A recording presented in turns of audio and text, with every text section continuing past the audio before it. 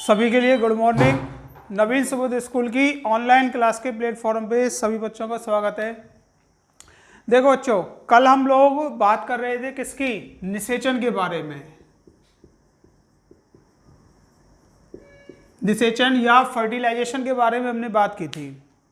निषेचन का मतलब आपको पता ही है, स्ट्रॉसबर्गर ने इसके बारे में बताया था। निषेचन का मतलब क्या होता है, दोनों युग्मक केंद्रकों का आपस में मिलना, वही क्या कहलाएगा, निषेचन कहलाएगा। अब निषेचन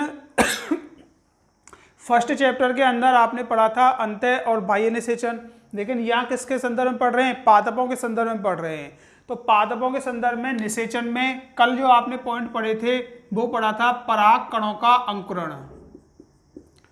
पराग कणों का अंकुरण, ठीक है। दूसरा इसमें पढ़ा था पराग कणों के अंकुरण के बाद में पराग नलिका का निर्माण।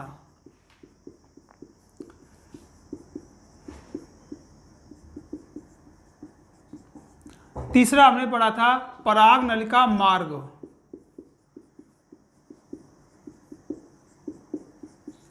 पराग नलिका, चौथा पढ़ा था पराग नलिका का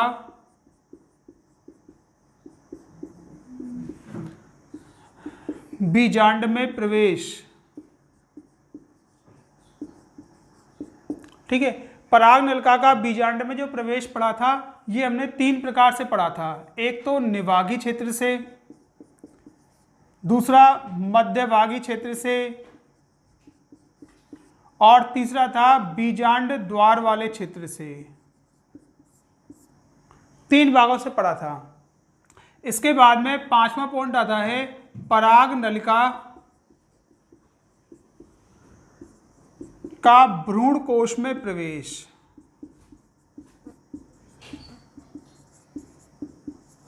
ये पढ़ा था पराग नलिका का भ्रूण कोश में प्रवेश। तो देखो यहां एक चीज ध्यान रखना आप लोग, कल आपके लिए क्या है, कई सारे ऐसे पॉइंट बताए थे जो आपके नोट्स में या पीडीएफ में नहीं है। उनको आप लिखना चाहो ना तो उनको अलग से लिखना, इसमें मत लिखना, क्योंकि कॉपी में या जो आपको पीडीएफ मिली है ना वो केवल आपकी एनसीईआरटी बुक के ऊपर है, लेकिन आगे 10+2 पेज पे यदि आप जाओगे तो उसके लिए वो काम आने वाली चीज़ें हैं। तो बीजांड में प्रवेश जब करती है पराग नलिका तो वो तीन भागों से या तीन जगह से किसी से ही प्रवेश कर सकती है। अब हम अपने अगले टॉपिक पे आते हैं, पराग नलिका का भ्रूण कोश में प्रवेश, ठीक है। पराग नलिका का भ्रूण कोश में प्रवेश। देखो पराग नलिका जब भी भ्रूण कोश में प्रवेश करेगी, ध्यान से सुन लेना, पराग नलिका जब भी भ्रूण कोश में प्रवेश करेगी तो हमेशा उस सिरे से प्रवेश करेगी जहां पे बीजांड द्वार स्थित होता है। माइक्रोपाइल जहां पे होगा वहां से ही पराग नलिका भ्रूण कोश के अंदर वृद्धि करेगी। और आपको पता है कि जहां पे बीजांड द्वार होगा, बीजांड द्वार की तरफ वाले भ्रूणकोश के हिस्से में क्या पाए जाते हैं, अंड समुच्चय पाए जाते हैं। अंड समुच्चय, तो ये अंड समुच्चय जो होते हैं, अंड समुच्चय इसके अंदर दो तो क्या होंगी, सहायक कोशिकाएं, और एक क्या होगी, अंड कोशिका होगी। इसका एक डायग्राम बना रहे हैं।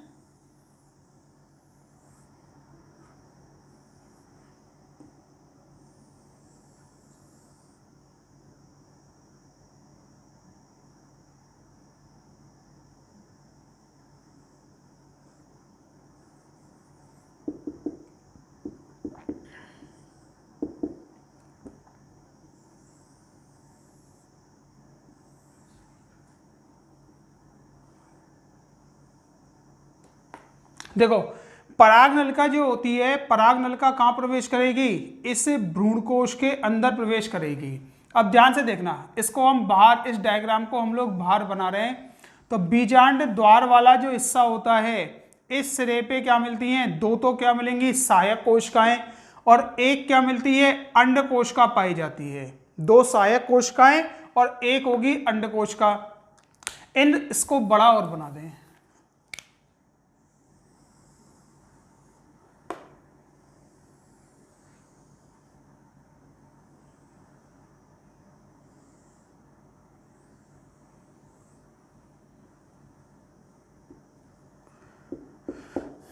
देखो सहायक कोशिकाएं जो होती है ना, इन सहायक कोशिकाओं में एक संरचना पाई जाती है जिसको क्या बोलते हैं, फिलीफॉर्म उपकरण के नाम से जानते हैं। तो जैसे ही ये पराग नलिका इस भ्रूणकोश के अंदर प्रवेश करेगी, तो भ्रूणकोश के अंदर जैसे ही प्रवेश करेगी, अब इसमें देखना, इस पराग नलिका के अंदर अभी तक पराग नलिका का अग्रभाग जो है वो बंधा हुआ है, मतलब बंद है वो, और इसमें आगे की ओर कौन सा होगा, कायिक केंद्रक होगा, और पीछे की ओर 2 नर युग्मक केंद्रक होंगे। ठीक है, तो पराग नलिका का भ्रूणकोश में प्रवेश जो होगा वो 3 तरह से होता है। 3 तरह से कौन कौन से, सबसे पहले होगा एक सहायक कोशिका, एक सहायक कोशिका तथा भ्रूणकोश की भित्ति के मध्य से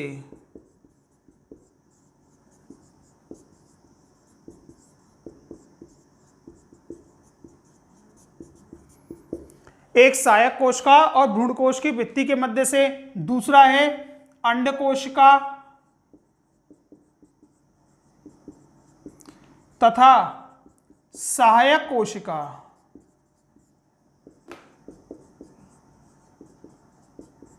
के मध्य से। और तीसरा है किसी एक सहायक कोशिका को भेदते हुए।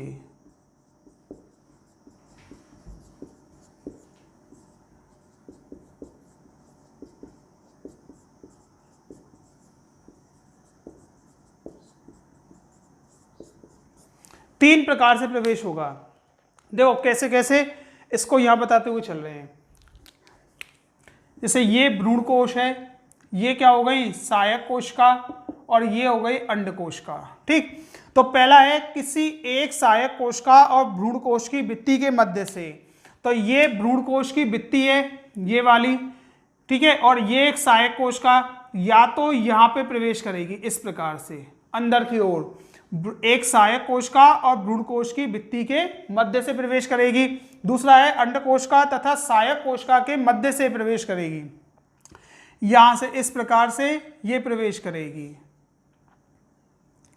ठीक है, और तीसरा है किसी एक सहायक कोशिका को भेदते हुए, इन दोनों में से किसी भी एक सहायक कोशिका को भेदते हुए प्रवेश करेगी।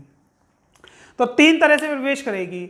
अब देखो जब भी ये प्रवेश करती है ना, तो प्रवेश करने के बाद में ये 3 प्रकार से ध्यान रखना, भ्रूणकोश के अंदर क्या कर लिया, प्रवेश कर लिया। अब जैसे ही प्रवेश करेगी तो ये फिलीफॉर्म उपकरण जो होते हैं, ये फिलीफॉर्म उपकरण क्या करते हैं, इस पराग नलिका को आकर्षित करेंगे। मतलब ये पराग नलिका जैसे ही आएगी इसको पकड़ के अंदर की ओर ले जाने का काम करेंगे। और इस क्रिया में क्या होता है कि वर्धी केंद्रक, ये कायिक केंद्रक जो होगा ये क्या होगा, नष्ट हो जाएगा। जैसे ही ये अंदर की ओर पराग नलिका अंदर की ओर जाएगी, जैसे किसी एक सहायक कोशिका को भेदते हुए जाएगी, तो इसका वर्धी केंद्रक नष्ट हो जाएगा और इसके अग्रभाग में क्या होगा, एक छिद्र बन जाएगा। अग्रभाग में छिद्र बनने के कारण क्या होगा, ये 2 नर युग्मक केंद्रक जो होते हैं, ये नर युग्मक केंद्रक क्या हो जाएंगे, इस भ्रूणकोश के अंदर मुक्त हो जाते हैं। ठीक है, तो भ्रूणकोश के अंदर ये क्या हो गए, मुक्त हो गए। ठीक है यहां तक। तो ये हमारा पॉइंट कौन सा हो गया, पराग नलिका का भ्रूणकोश के अंदर प्रवेश। 3 तरह से ध्यान रखना आप लोग। अगला है इसके बाद में कि पराग नलिका जब ये देखो, एक तो ये हो गई अंडकोशिका, ये वाली अंडकोशिका हो गई, और ये क्या हो गए, नर युग्मक केंद्रक। अब यहाँ पे क्या है, द्वितीयक कोशिका है, और यहाँ पे क्या होंगे, प्रतिमुखी कोशिकाएं होंगी। ठीक है, अब ये जो नर युग्मक केंद्रक हैं, ये नर युग्मक केंद्रक अंडकोशिका के साथ में और किसके साथ में, द्वितीयक या ध्रुवीय कोशिका होती है ना, इसके साथ में जुड़ने का काम करते हैं। तो अगला पॉइंट आता है इसमें दोहरा निषेचन। ध्यान से सुनना, यहां पे नर युग्मक केंद्रकों की संख्या कितनी है, 2 है।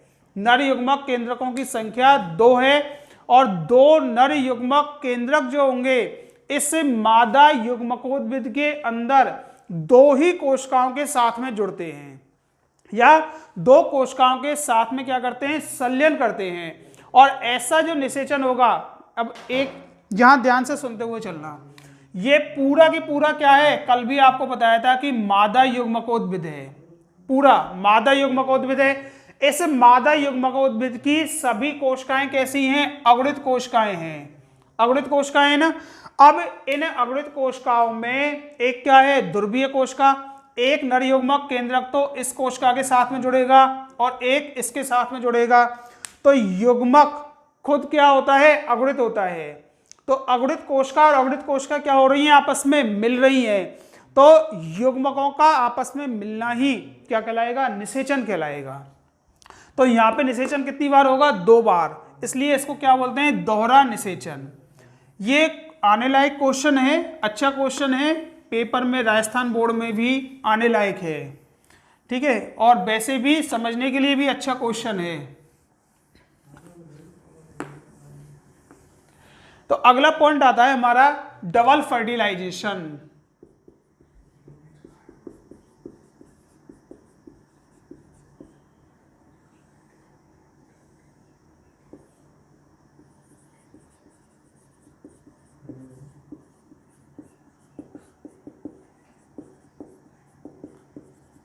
ठीक है, अब डबल फर्टिलाइजेशन जो है, डबल फर्टिलाइजेशन की क्रिया जो होती है, पहले ध्यान से सुनना, दोहरा निषेचन कहते किसे हैं, कि जब युग्मकों, मादा युग्मकोद्भिद के अंदर, ठीक है, सहायक कोशिकाएं तो क्या होती हैं, नष्ट हो जाती हैं, सहायक कोशिकाएं नष्ट हो जाएंगी, यहां क्या बचेगा, अंड केंद्रक, यहां पे क्या होंगी, प्रतिमुखी कोशिकाएं होंगी, और यहाँ पे क्या होगी, द्वितीय कोशिका या ध्रुवीय कोशिका होगी। ठीक है, अब नर युग्मक केंद्रक जब इसमें आते हैं, एक नर युग्मक केंद्रक और दूसरा नर युग्मक केंद्रक, ये जैसे ही यहाँ पे मुक्त होंगे, तो एक नर युग्मक केंद्रक तो किसके साथ में, अंड कोशिका के साथ में, और एक नर युग्मक केंद्रक किसके साथ में, द्वितीयक या ध्रुवीय कोशिका के साथ में क्या होगा, जुड़ जाएगा। तो यही 2 बार निषेचन की क्रिया ही क्या कहलाती है, दोहरा निषेचन कहलाती है।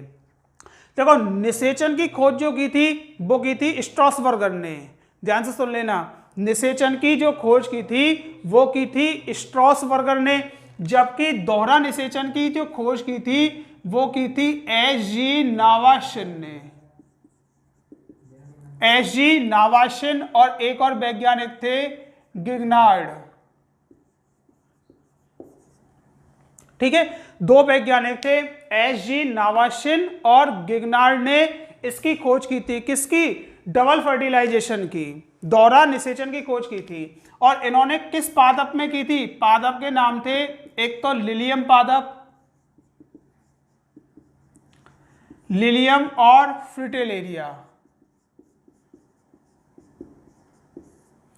लिलियम और फ्रिटिलेरिया नाम के जो 2 पादप थे, इनके अंदर एस.जी. नावाशिन और गिगनार्ड ने दोहरा निषेचन की खोज की थी। अब इन्हें ध्यान से सुनना, दोहरा निषेचन में क्या होता है कि जैसे ही परागनलिका भ्रूण कोश के अंदर प्रवेश करेगी और अपने दोनों नरयुग्मक केंद्रकों को भ्रूण कोश में मुक्त कर देती है, तो इन नरयुग्मक केंद्रकों में क्या होता है, प्रथम नरयुग्मक केंद्रक जो होता है, प्रथम नरयुग्मक केंद्रक, प्रथम नरयुग्मक केंद्रक सबसे पहले ध्रुवीय कोशिका जो होती है या ध्रुवीय केंद्रक जो होते हैं। अब ध्रुवीय केंद्रक कौन से हैं, ये रहे ध्रुवीय कोशिका, यही कहलाएगी। दोनों केंद्रक ध्रुवों की ओर होते हैं, पास पास नहीं होते हैं। तो ये ध्रुवीय केंद्रक जो हैं ये कैसे हैं, ये भी अगुणित है और ये भी अगुणित है। प्रथम नरयुग्मक केंद्रक ये कैसा होता है, अगुणित होता है। और ध्रुवीय केंद्रक भी क्या है, इसके अंदर 2 केंद्रक हैं, यहाँ पे अगुणित और अगुणित 2 केंद्रक हो गए। और प्रथम नरयुग्मक केंद्रक ये भी कैसा हो गया, अगुणित हो गया। तो प्रथम नरयुग्मक केंद्रक और ध्रुवीय केंद्रक मिलके आपस में एक त्रिगुणित संरचना का निर्माण करेंगे। सबसे पहले क्या होता है, ये 2 नरयुग्मक केंद्रक यहाँ मुक्त हुए हैं, इन 2 नरयुग्मक केंद्रकों में से पहला नरयुग्मक केंद्रक जो होगा, प्रथम नरयुग्मक केंद्रक, वो ध्रुवीय केंद्रक जो कि कैसे हैं, 2 हैं और एक ही कोशिका के अंदर हैं, वो द्वितीय कोशिका के अंदर। तो इसके साथ में जुड़कर ठीक है, प्रथम नरयुग्मक केंद्रक ध्रुवीय केंद्रक के साथ में जुड़कर एक त्रिगुणित केंद्रक का निर्माण करेगा और ऐसे त्रिगुणित केंद्रक को हम प्राथमिक भ्रूणपोष केंद्रक के नाम से जानते हैं। प्राथमिक भ्रूणपोष केंद्रक के नाम से जानेंगे। ये क्वेश्चन बोर्ड में एक बार पूछा था 1 नंबर में कि भ्रूणपोष की सूत्र गुणता कितनी होती है, तो सूत्र गुणता कितनी होगी इसकी 3n, मतलब त्रिगुणित होगा ये। अब दूसरा रह गया, दूसरा नरयुग्मक केंद्रक जो है द्वितीय नरयुग्मक केंद्रक।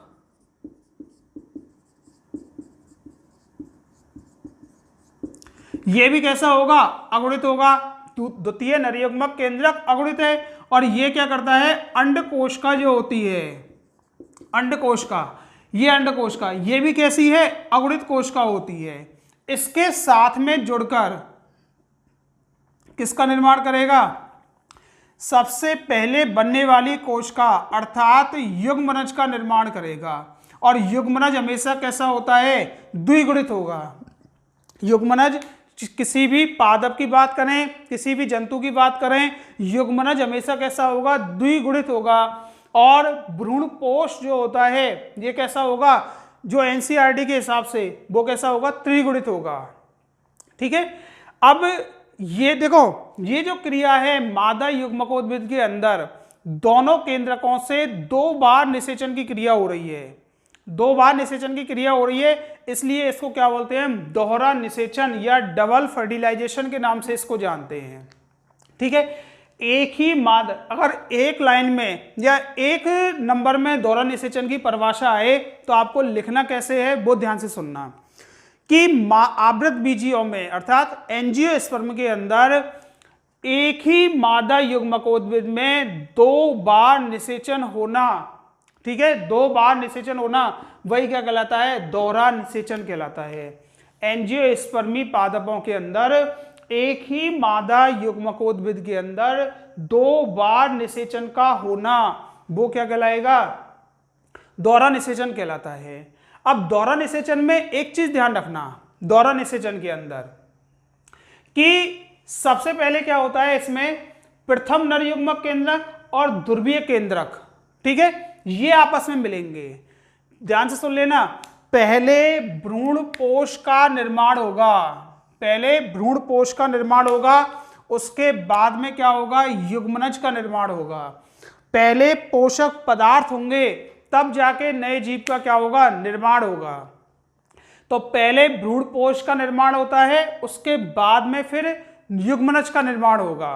ठीक है, और वृद्धि दोनों में साथ साथ होगी, युग्मनज में और प्राथमिक भ्रूणपोष केंद्रक जो होता है, इन दोनों में विकास या इनका डेवलपमेंट जो होगा वो कैसा होगा, साथ साथ होगा।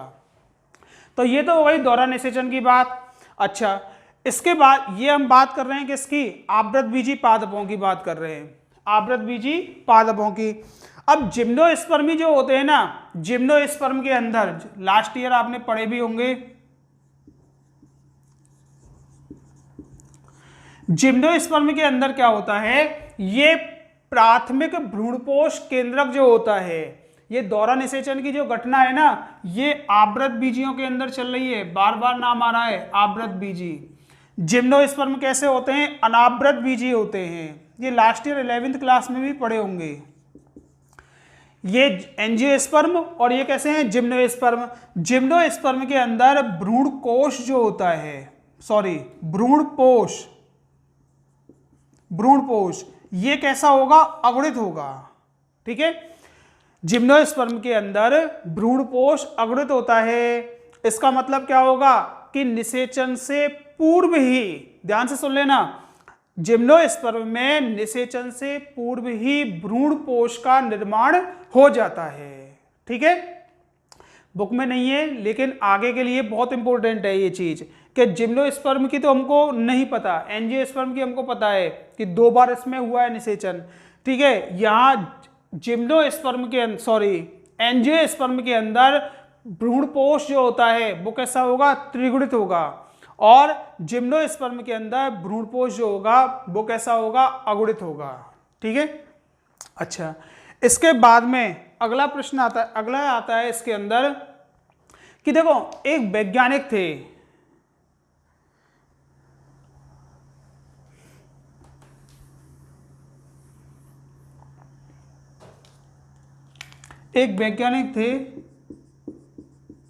गेरेसिमेव, ध्यान से सुनना, एक वैज्ञानिक थे गेरेसिमेव।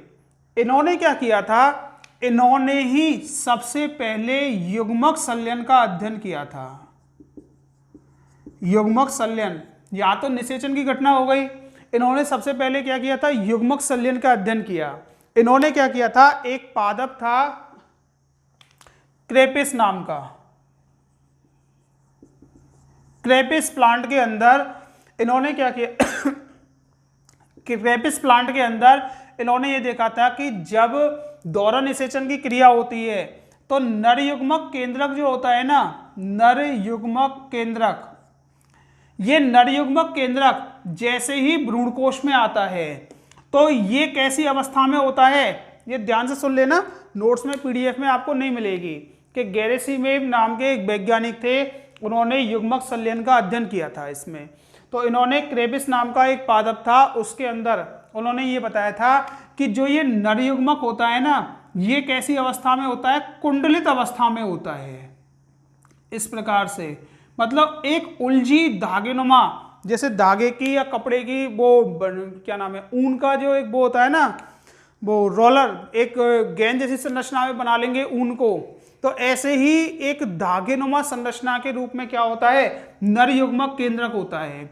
और ये नर युग्मक केंद्रक जैसे ही ये अंडकोशिका हो गई, अंडकोशिका के साथ में जुड़ेगा, जैसे ही ये धागेनुमा नर युग्मक केंद्रक जो है ये कैसी संरचना में, धागेनुमा, जैसे ये जुड़ेगा तो इसकी जो कॉइलिंग होती है ना, वो कॉइलिंग क्या होगी, धीरे धीरे खुलने लगेगी। ये अलग मार्कर से बना रहे हैं, इसकी कॉइलिंग धीरे धीरे क्या हो जाएगी, खुल जाएगी। ठीक, और जब इसकी कॉइलिंग खुल जाएगी उसके बाद में ये क्या करेगा, नर युग्मक केंद्रक अंदर की ओर प्रवेश करेगा, अंदर मतलब अंडकोशिका के अंदर प्रवेश करेगा, फिर आपस में अंडकोशिका का केंद्रक और नर युग्मक केंद्रक दोनों आपस में क्या होंगे, मिल जाएंगे। तो इस चीज का ध्यान रखना, जो वैज्ञानिक थे उनका नाम क्या था, गेरेसिमेव, और क्रेपिस कैपिलेरिस नाम का एक पादप था, क्रेपिस कैपिलेरिस नाम का जो पादप था, इसके अंदर इन्होंने युग्मक संलयन की क्रिया का अध्ययन किया था। क्रेपिस कैपिलेरिस नाम का पादप था, इसमें युग्मक संलयन की क्रिया का अध्ययन किया था। इन्होंने देखा था कि नर युग्मक केंद्रक जो होता है वो कैसा होगा, एक लंबा धागेनुमा संरचना के रूप में होता है, और वो कैसा होगा, कुंडलित अवस्था में होगा, उलझी धागेनुमा गेंद जैसी संरचना के रूप में होगा। जैसे ही अंडकोशिका के साथ में जुड़ेगा, अंडकोशिका के साथ में जुड़ने पे इसके कुंडलन जो होंगे वो खुल जाएंगे। ठीक है, और खुलने के बाद में ये क्या नाम है, नर युग्मक केंद्रक इस अंडकोशिका के अंदर प्रवेश कर जाएगा और अंडकोशिका का केंद्रक और नर युग्मक केंद्रक आपस में मिल जाएंगे। ठीक है, अच्छा अब देखो यहां दोहरा निषेचन में ही चल रहे हैं हम लोग, कि दोहरा निषेचन जो है ना, दोहरा निषेचन में दो स्टेप आते हैं मुख्य। इसमें दो प्रकार की घटनाएं हो रही हैं। दो प्रकार की घटनाएं कौन कौन सी, एक तो हो रही है इसमें द्विसंलयन की, द्विसंलयन। ठीक है, द्विसंलयन को बोलते हैं हम डबल फर्टिलाइजेशन के नाम से या डबल फ्यूजन के नाम से भी जानते हैं। द्विसंलयन में देखो क्या हो रहा है, द्विसंलयन के अंदर ध्यान से सुन लेना, द्विसंलयन में दो केंद्रक आपस में मिलते हैं, आपस में मिलते हैं द्विसंलयन में। अब ये जो दो घटनाएं हो रही हैं, ये वाली जो दो घटनाएं हैं, इनमें द्विसंलयन की घटना कौन सी है, ये वाली, कि द्वितीय नरयुग्मक केंद्रक और एक अंडकोशिका का केंद्रक। ठीक है, ये एक केंद्रक और ये एक केंद्रक, दो अगुणित अगुणित केंद्रक आपस में मिल रहे हैं और किसका निर्माण कर रहे हैं, द्वियुग्मनज का निर्माण कर रहे हैं, जायगोट का निर्माण कर रहे हैं। तो द्विसंलयन का मतलब होता है कि नरयुग्मक केंद्रक और मादा युग्मक केंद्रक ये आपस में मिलकर किसका निर्माण करेंगे, जायगोट का निर्माण करते हैं, द्विगुणित कोशिका का क्या करेंगे, निर्माण करेंगे। ठीक है, तो ये घटना जो है ये वाली, ये कहलाती है द्विसंलयन की घटना। ठीक, एक आता है त्रिसंलयन, ट्रिपल फर्टिलाइजेशन। त्रिसंलयन में क्या होता है, ट्रिपल फर्टिलाइजेशन के अंदर 3 केंद्रक आपस में मिलते हैं। 3 केंद्रक, अब 3 केंद्रक वो कौन कौन से हैं, एक तो है प्रथम नरयुग्मक केंद्रक और दूसरा है ध्रुवीय केंद्रक। ये कितने होते हैं संख्या में, 2 होते हैं। कोशिका में एक ही में होंगे, लेकिन एक कोशिका में 2 केंद्रक, तो 1 2 3 अगुणित केंद्रक मिलके किसका निर्माण कर रहे हैं, प्राथमिक भ्रूणपोष कोशिका का निर्माण कर रहे हैं। ठीक है, तो दौरा निषेचन जो है, दौरा निषेचन में मुख्य 2 पद आते हैं। 2 पद कौन कौन से, द्विसंलयन और त्रिसंलयन की घटना होती है। ठीक है, अच्छा ये तो हो गए आपके दौरा निषेचन। इंपॉर्टेंट है, दौरा निषेचन में या तो हो सकता है आपसे द्विसंलयन की परिभाषा पूछ ले। द्विसंलयन का मतलब क्या होता है कि नरयुग्मक केंद्रक और अंड कोशिका का केंद्रक आपस में मिलकर एक युग्मनज का निर्माण करेंगे। ठीक, और त्रिसंलयन का पूछे तो ये नरयुग्मक केंद्रक और ध्रुवीय केंद्रक आपस में मिलकर त्रिगुणित संरचना का निर्माण करते हैं। अच्छा, एक बात ध्यान करना, कल आपको एक बात बताई थी कि ये जो क्रिया है आवृत बीजी पादपों के अंदर, आवृत बीजी पादपों में निषेचन की जो घटना हो रही है वो साइफोनोमस होती है, अर्थात साइफोनोमी प्रकार की होती है। साइफोनोमी का मतलब आपको बताया था कि साइफोनोमी का मतलब है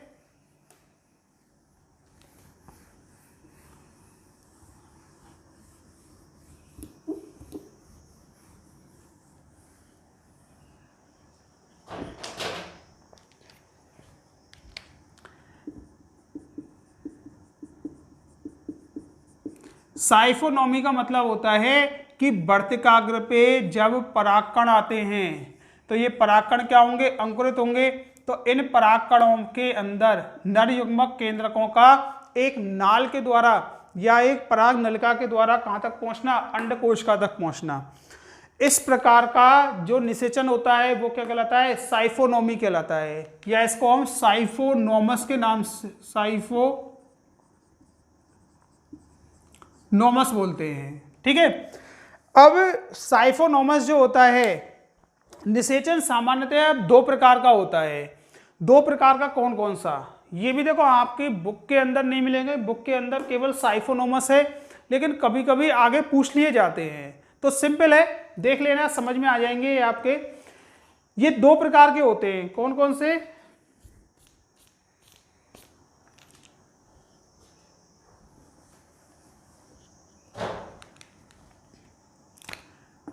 पहला है ज्यूडोनोमस और दूसरा है साइफोनोमस। 2 प्रकार के हैं, ज्यूडोनोमस और साइफोनोमस। ये आपने 11वीं क्लास में एक चीज पढ़ी है कि प्लांटी जो है ना, प्लांटी को हम 5 भागों में बांटते हैं। 5 भाग कौन कौन से हैं, थैलोफाइटा, ब्रायोफाइटा, टेरिडोफाइटा,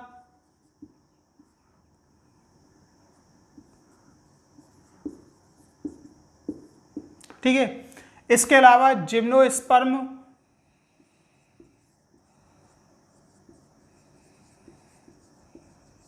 और एंजियोस्पर्म।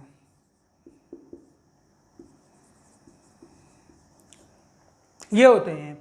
तो देखो ज्यूडोनोमस, ये ध्यान करो आप लोग कि फर्स्ट चैप्टर के अंदर आपको बीजाणु जनन की विधियां कराई थी।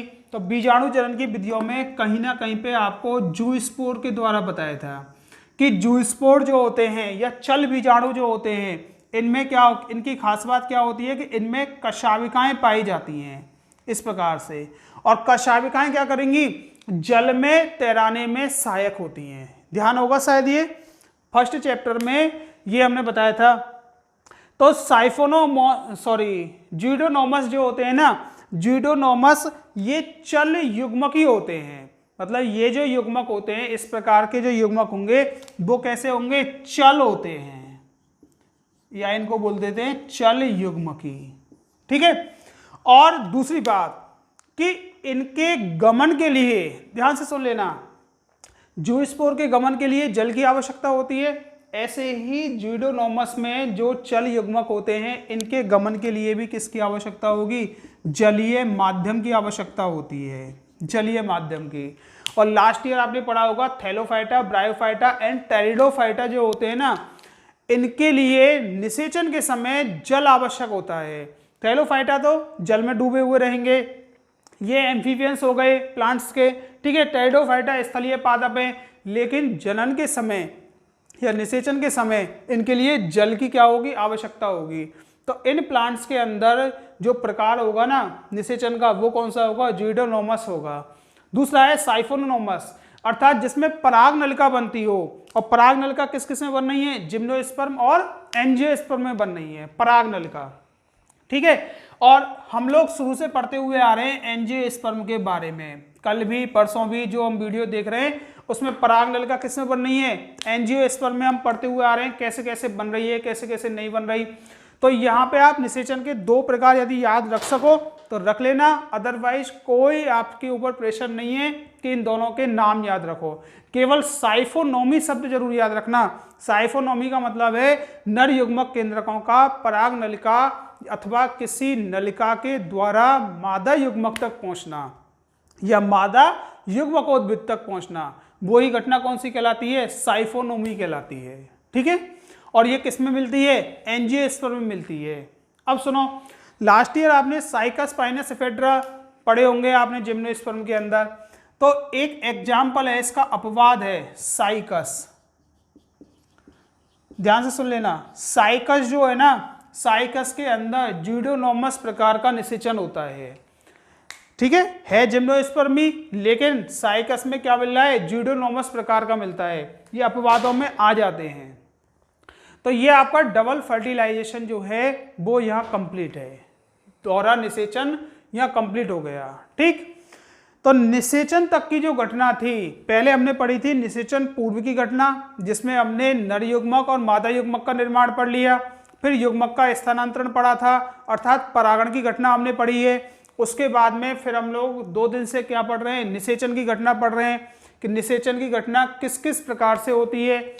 अब इसके बाद में आती है निषेचन की जो घटना है, निषेचन की घटना के बाद में कि निषेचन की घटना में हमने ये देख लिया कि पहले किसका निर्माण होगा, पहले भ्रूणपोष का निर्माण होगा, भ्रूणपोष, इसको बोलते हैं एंडोस्पर्म, एंडोस्पर्म। और बाद में किसका निर्माण होगा, युग्मनज का निर्माण होगा, बाद में युग्मनज का निर्माण होगा। तो हम अब किसके बारे में देखेंगे, ठीक है, युग्मनज का निर्माण और युग्मनज से भ्रूण का निर्माण, ये किस में आ जाते हैं, निषेचन पश्च की घटना में आ जाते हैं, ध्यान से सुन लेना। तो युग्मनज का निर्माण जो हो रहा है ना, उससे पहले तो क्या होगा, भ्रूणपोष का निर्माण होगा, अर्थात कहीं पे हम लोग जाएं तो हमारे लिए पहले, आप लोगों ने देखा होगा किसी भी शादी में या किसी भी फंक्शन में, गांव के अंदर या शहरों में, जहां कहीं भी आप लोग गए हो, कि जो हलवाई होते हैं वो खाना वगैरह बनाएंगे, जैसे 1000-2000 व्यक्तियों का खाना बन रहा है, तो उनको व्यक्तियों को कब बुलाएंगे, जब खाना तैयार हो जाएगा। ऐसा नहीं होगा कि जैसे सुबह का उनको निमंत्रण दिया है और वो लोग जब आ गए उसके बाद में फिर खाना बनाना स्टार्ट कर रहे हैं, ऐसा नहीं होगा। पहले खाने का इंतजाम करते हैं, उसके बाद में फिर पब्लिक को खाना खिलाएंगे या उनको बैठाते हैं, सबने देखा होगा।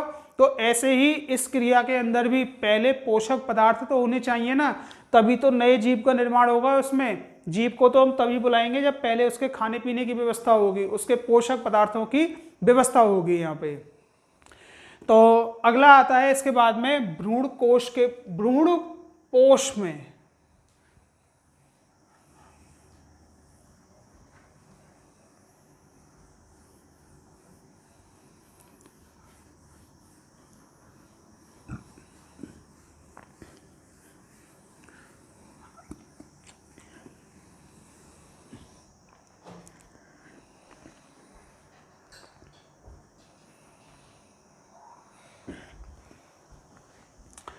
देखो, अगला है भ्रूणपोष किसे कहते हैं ध्यान से सुनना।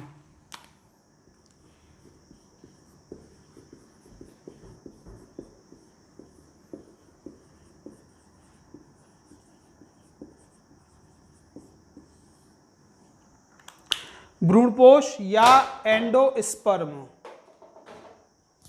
क्या होता है कि मादा युग्मकोद्भिद के अंदर प्रथम नर युग्मक केंद्रक और ध्रुवीय केंद्रक आपस में मिलके एक प्राथमिक त्रिगुणित संरचना का निर्माण करते हैं, जिसको हम क्या बोलते हैं, प्राथमिक भ्रूणपोष कोशिका के नाम से जानते हैं। ठीक है, ये जैसे मादा युग्मकोद्भिद है, ये अब मादा युग्मकोद्भिद के अंदर ये अंडकोशिका और अंडकोशिका से द्वितीय नर युग्मक केंद्रक जुड़ गया।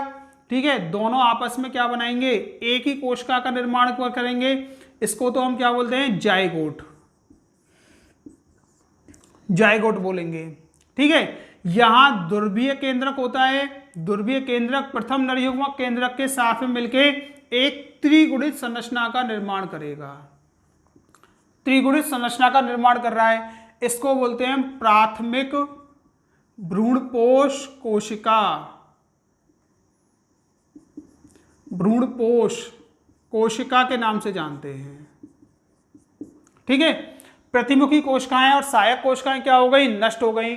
अब ये प्राथमिक भ्रूणपोष कोशिका जो होती है ना, ये क्या करती है, इस जायगोट के लिए अथवा जायगोट से जो भ्रूण विकसित होगा, इस भ्रूण के लिए क्या प्रदान करेगी, पोषक प्रदान करती है, पोषक पदार्थ प्रदान करेगी। तो जायगोट, ध्यान से सुनो सभी, कि जायगोट और प्राथमिक भ्रूणपोष कोशिका जो होती है, इन दोनों की वृद्धि जो होगी वो साथ साथ होगी, इनका जो विकास होता है वो साथ साथ होता है, और ये कोशिकाएं इस विकसित हो रहे भ्रूण के लिए या जायगोट के लिए क्या प्रदान करती हैं, पोषण प्रदान करती हुई जाती हैं। ठीक है, तो सबसे पहले हम देख रहे हैं इसके बारे में, प्राथमिक भ्रूणपोष कोशिकाओं के बारे में, कि प्राथमिक भ्रूणपोष कोशिका जो होती है ये आगे चल के इसमें कई सारे, इसमें अपनत विभाजन, समसूत्री विभाजन होते हैं, जिससे ये कोशिका, इसको हम जायगोट को बाद में देखेंगे। ठीक है, ये जायगोट हम बाद में लेके चलेंगे। तो ये जो कोशिका होती है ना, वो क्या करती है, कई सारे, ये त्रिगुणित केंद्रक होता है, पहले त्रिगुणित केंद्रक का निर्माण होता है। तो ये त्रिगुणित केंद्रक जो होता है वो विभाजन करके कई सारे केंद्रकों का निर्माण कर लेगा, और इन केंद्रकों के चारों ओर कोशिका द्रव्य और कोशिका झिल्ली जब बन जाती है, भित्ति जब बन जाती है, तो ये क्या हो जाती हैं, अलग अलग कोशिकाएं बन जाती हैं, अलग अलग कोशिकाएं, इस प्रकार से।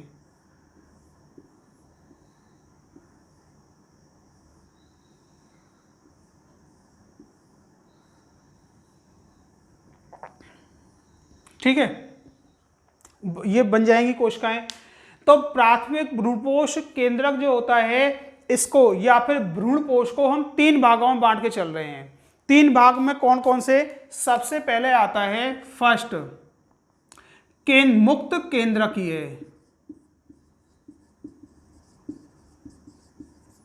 मुक्त केंद्रकीय भ्रूणपोष, मुक्त केंद्रकीय भ्रूणपोष। आपके लिए जो पीडीएफ मिले ना, उसमें आप ये देख लेना, केंद्रकीय की जगह वहां पे केंद्रकी शब्द बोली है, केंद्रीय शब्द लिखा हुआ है। ठीक है, वो मिस्टेक से किसी बच्चे ने लिख दिया गलती से, जिसकी बुक थी, केंद्रीय शब्द लिखा है, तो उसको केंद्रकीय कर लेना, केंद्रकीय। पहला है मुक्त केंद्रकीय भ्रूणपोष, इसको बोलते हैं हम free nuclear endosperm, free nuclear endosperm. ये चैप्टर आपका 2 दिन का और रह गया है, 2 दिन के बाद में ये चैप्टर आपका कंप्लीट हो जाएगा, फिर हम लोग थर्ड चैप्टर के ऊपर चलेंगे। ठीक है, अब देखो, मुक्त केंद्रकीय भ्रूणपोष या फ्री न्यूक्लियर एंडोस्पर्म क्या होती है, ध्यान से सुनना, कि इस मादा युग्मकोद्भिद के अंदर, मादा युग्मकोद्भिद के अंदर, अब हमें जायगोट से मतलब नहीं है, पहले हम भ्रूणपोष के बारे में पढ़ रहे हैं, जायगोट को हम बाद में लेके चलेंगे। तो जो द्वितीयक केंद्रक होता है, द्वितीयक केंद्रक होते हैं, द्वितीयक केंद्रक से जैसे ही नरयुग्मक केंद्रक जुड़ता है, तो यहाँ पे एक त्रिगुणित केंद्रक का निर्माण होगा, एक त्रिगुणित केंद्रक बन गया। अब ये केंद्रक मुक्त रूप से विभाजन करता है, मतलब स्वतंत्र विभाजन करता है, और स्वतंत्र विभाजन करने से ये कई सारे केंद्रकों का निर्माण कर देगा, अनेक केंद्रकों का निर्माण हो जाएगा। और ये सारे विभाजन जो होंगे ना वो समसूत्री प्रकार के विभाजन होंगे। ध्यान से सुनना, सारे विभाजन जो होंगे वो कैसे होंगे, एंटी क्लिनिकल व समसूत्री प्रकार के विभाजन होंगे। अब समसूत्री विभाजन हुए हैं तो 3n केंद्रक से 3n केंद्रकों का ही निर्माण होगा, त्रिगुणित केंद्रकों से त्रिगुणित केंद्रकों का ही निर्माण होगा, ये ध्यान रखना आप। अब यहाँ कई सारे क्या हो गए, केंद्रक बन गए। ये केंद्रक जो होते हैं वो इससे मादा युग्मकोद्भिद के अंदर या इस भ्रूण कोश के अंदर कैसे होते हैं, मुक्त अवस्था में होते हैं, ठीक है, फ्री होते हैं, स्वतंत्र होते हैं, इसलिए इसको क्या बोलते हैं, मुक्त केंद्रकीय भ्रूणपोष के नाम से जानते हैं। अब बाद में क्या होता है, ये केंद्रक जो होते हैं ना, ये केंद्रक आगे चल के किसकी ओर जमा हो जाते हैं, परिधि की ओर जमा हो जाते हैं, परिधि की ओर।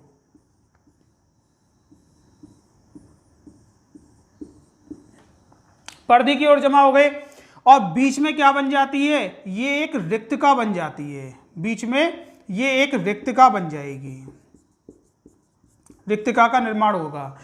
मुक्त केंद्रकीय भ्रूणपोष, एक बार फिर से देख लेना कि हम लोग भ्रूणपोष के बारे में पढ़ रहे हैं। भ्रूणपोष की हमें पता है कि द्वितीयक केंद्रक और नरयुग्मक केंद्रक मिलके एक प्राथमिक त्रिगुणित केंद्रक का निर्माण करेंगे, जिसको हम प्राथमिक भ्रूणपोष केंद्रक के नाम से जानते हैं। ये प्राथमिक भ्रूणपोष केंद्रक जो होता है वो कई सारे समसूत्री व एंटी क्लिनिकल विभाजन के द्वारा क्या करेगा, अपनी संख्या में स्वतंत्र रूप से वृद्धि करेगा।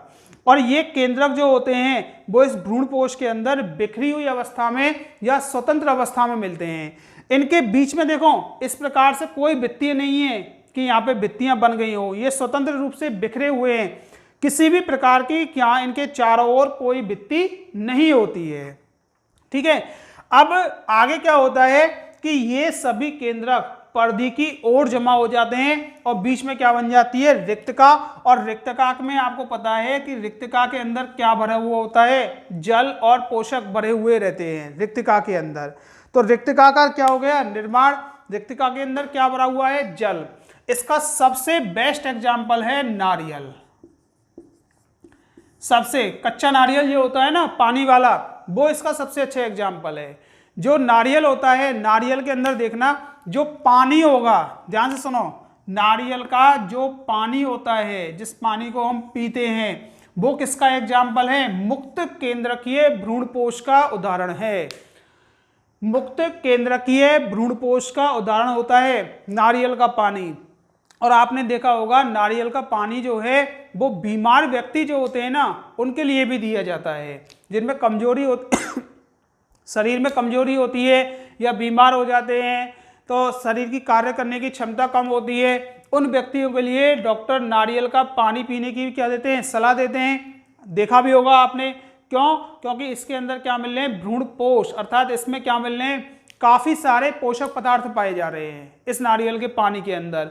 और पोषक पदार्थ जो न्यूट्रिएंट्स हैं वो हमारे शरीर में जाके हमको क्या देंगे, ऊर्जा देंगे, इसलिए नारियल का पानी हम पीने के काम में लेते हैं। दूसरा तो क्वेश्चन ध्यान रखना, नारियल का जो पानी होता है वो किसका एग्जाम्पल है, मुक्त केंद्रकीय भ्रूणपोष का एग्जाम्पल है।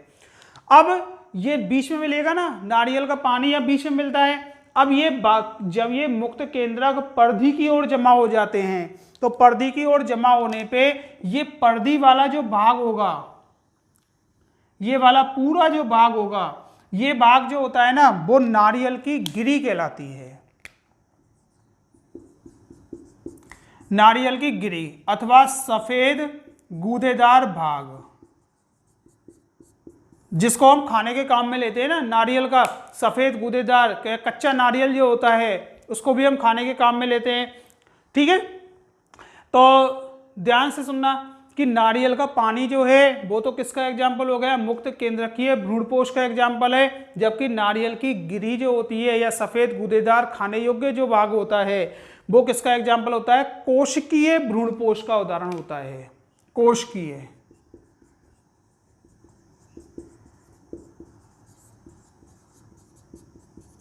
कोशिकीय भ्रूणपोष का, क्योंकि इन केंद्रकों के बीच में क्या बन जाती हैं फिर पट्टिकाएं, मतलब इनके बीच में भित्तियां बन जाती हैं, बीच में खाली स्थान और बाहर की ओर क्या बनेंगी कोशिकाएं बन जाती हैं। तो ये गिरी वाला जो सफेद खाने योग्य जो भाग होगा वो तो कोशिकीय भ्रूणपोष का एग्जाम्पल है, जबकि पानी जो होगा वो किसका एग्जाम्पल होगा, पानी जो होगा वो मुक्त केंद्रकीय भ्रूणपोष का उदाहरण है। ये बार बार कह रहा हूं, ध्यान रखना है इनको। अच्छा, दूसरा है इसके बाद में, ये तो हो गया पहला। दूसरा आता है कोशिकीय भ्रूणपोष। इनके चित्र भी आपको कॉपी में या नोट्स में मिल जाएंगे।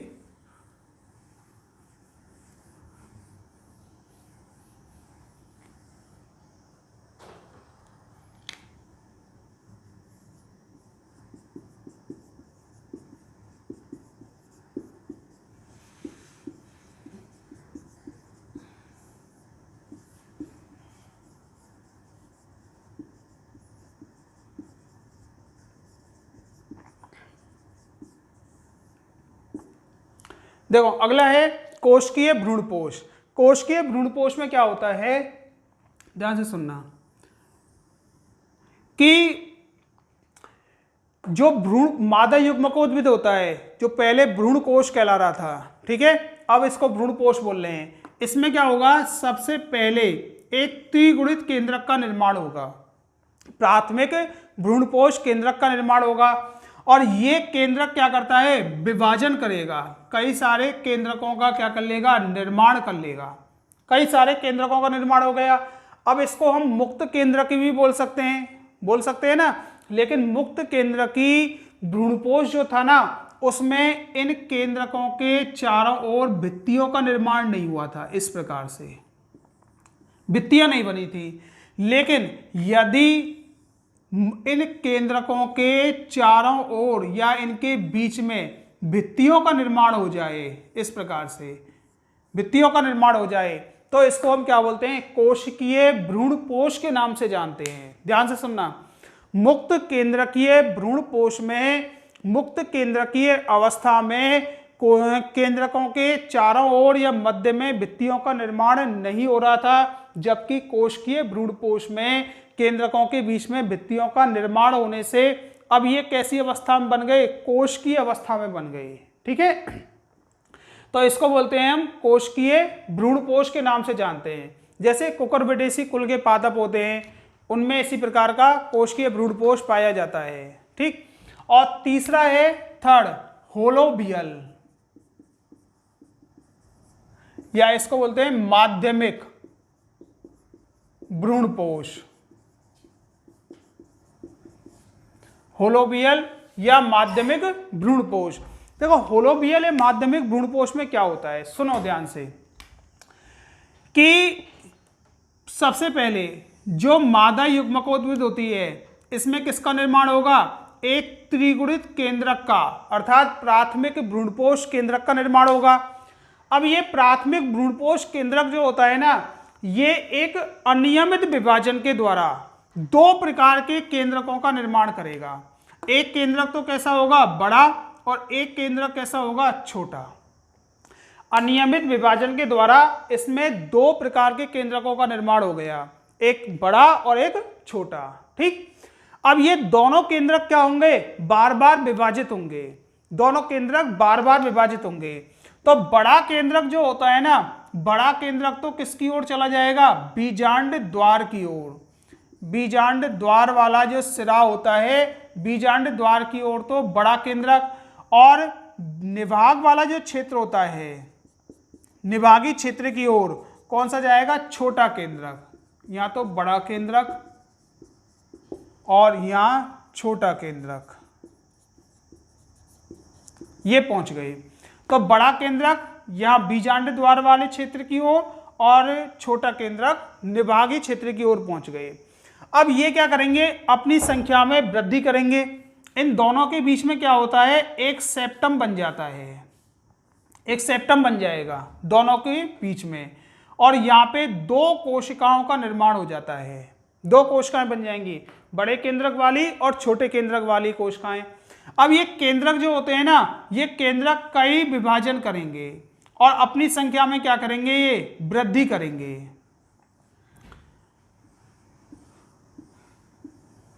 ऐसे ही ये केंद्रक अपनी संख्या में वृद्धि करेंगे,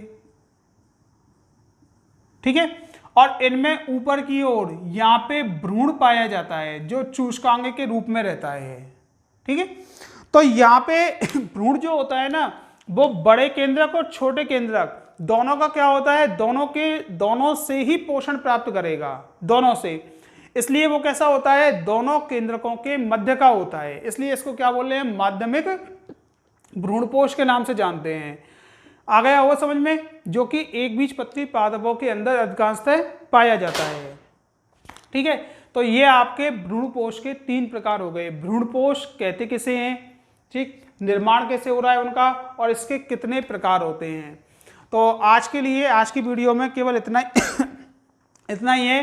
कुछ भ्रूणपोष के विशिष्ट प्रकार और भी हैं, ठीक है, वो हम लोग अपनी कल की वीडियो में देखेंगे।